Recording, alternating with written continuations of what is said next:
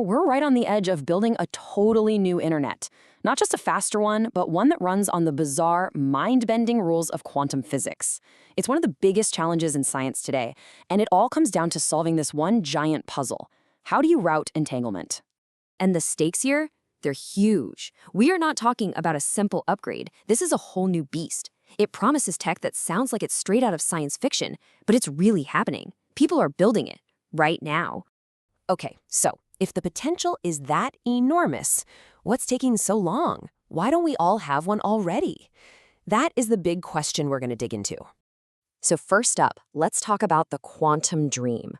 What's the why behind all this incredible effort? Why are we even doing this? Well, the ambition is just staggering. First off, quantum cryptography. We're not talking hard to hack, we're talking physically unhackable. Then there's the idea of linking quantum computers all over the world to create one giant distributed supercomputer. And on top of that, building sensors so ridiculously precise they could completely change fields like medicine and astronomy. But to get to that dream, we have to deal with a fundamental paradox. You see, the quantum world, it plays by a completely different and way more fragile set of rules. And this right here is the heart of the whole problem. Our normal computer bits are simple and tough. They're either a 0 or they're a 1. That's it. But a qubit, thanks to something called superposition, it can be a 0 and a 1 at the exact same time. That's where all its power comes from, but it's also its greatest weakness. So here's the issue. Our internet today is built on strong signals that we can copy and boost 1,000,000 times. Quantum signals are the complete opposite. You can't just copy a qubit to make it stronger.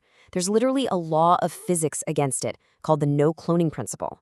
Plus, they are so delicate that if you try to send one down a long fiber optic cable, it pretty much just fizzles out. It disappears. Which brings us to this central, kind of crazy paradox, right? How in the world do you build a global network when your signals physically can't survive the trip? The solution is weird. It's really weird. It relies on this truly bizarre feature of quantum mechanics, one so counterintuitive that it got a very famous nickname. That's right. The key comes from something Albert Einstein himself called spooky action at a distance. And that spooky thing is called entanglement. It's this incredible quantum link where two particles become connected, like they're part of a single system. If you measure one, you instantly, and I mean instantly, affect the other one, even if it's miles away. That connection is the secret sauce for building this whole network. So instead of trying to send a fragile qubit on a really long journey, scientists get clever. They use a trick called entanglement swapping to kind of stitch shorter connections together. Here's how it works. First, you make a short entangled link from, say, Alice to a middleman called a quantum repeater. Then you make another short link from that repeater to Bob. Now here's the magic. The repeater does a special measurement that actually breaks those two short links, but in doing so, it forges a brand new, long-distance entangled link directly between Alice and Bob.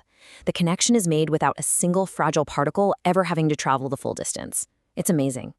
Okay, so we can connect 2 points, that's a huge deal. But a real internet isn't just one line from A to B, right? It's a massive, tangled web. And that brings us to the next giant headache, the routing puzzle. And this is where things get really tricky. All the classic algorithms that route traffic on our internet, the very foundation of how Google Maps or anything else works, they just completely fail in the quantum world. They're totally useless. The reason why it gets a little technical. The experts say that finding the best quantum path does not have the subpath optimality property. So, what on earth does that mean? Let's put that in plain English. Think about it this way. On our current internet, the best route from A to C is made up of the best route from A to B plus the best route from B to C. Makes sense, right? Well, in the quantum world, that logic just completely collapses. The best overall path might be made of individual hops that, on their own, look like terrible choices. The roadmap just doesn't work the same way at all. So what does this mean? It means researchers are basically having to invent routing from scratch. And right now, there are 2 main strategies that are starting to take shape. The 2 big ideas are called proactive and reactive routing. Proactive is kind of like planning a big road trip. You figure out the absolute best path on the map first, and then you tell the network to create that exact path. Reactive is more like trying to navigate in rush hour traffic. You let the network try to make connections all over the place, see which ones actually succeed, and then you find a good path through whatever connections already exist. But it's not just about finding any path. You need a good one. And that's where this measurement called fidelity comes in. Just think of it like a quality score for the entanglement. Every time you do one of those swaps to connect a link, that quality can go down a little bit. If the fidelity drops too low, the link is totally useless.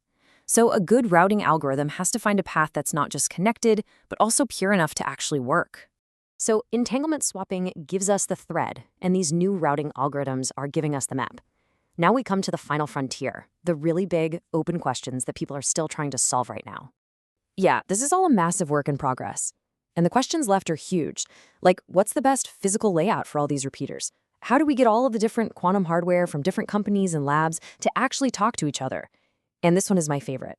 How do you even check to see if the network is working when the very act of looking at it, of measuring it, destroys the information you're trying to check? It's a real puzzle. But look, these challenges are massive, for sure, but the payoff is even bigger. The quantum internet isn't some far-off dream anymore. The general feeling among scientists is that it's not a question of if we build it, but when. And as the scientists keep solving these incredible puzzles one by one, the real question starts to shift to the rest of us, and it's this. How is this new, unhackable, and unbelievably powerful network going to reshape our world?